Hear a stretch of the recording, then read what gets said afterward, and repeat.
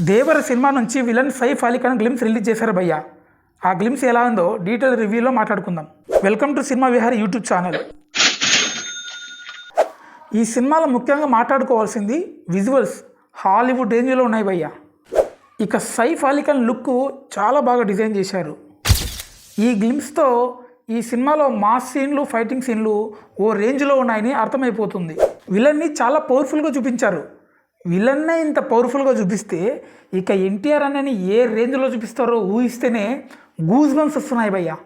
సైఫ్ అలీ ఖాన్ని మనం ఇది వరకు ఆదిపురుష్ మూవీలో చూసాం.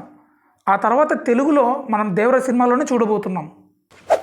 ఆ ఫైట్ సీన్స్ చూస్తుంటే కొరటాల శివ గారు ఏదో పెద్దగా ప్లాన్ చేసినట్లే ఉన్నారు. ఆచార్య ఫ్లాప్తో దెబ్బతిన్న శివ గారు ఈసారి మాత్రం చాలా కసిగా సినిమా తీస్తున్నట్టు అర్థమైపోతుంది. ఇక మ్యూజిక్ విషయానికి వస్తే అనిరుద్ధ్ విలన్ కోసం సపరేట్ ట్రాక్నే రెడీ చేసినట్లున్నాడు. చాలా బాగుంది. ఇక సినిమాలో ఒక రేంజ్లో ఉండబోతుంది.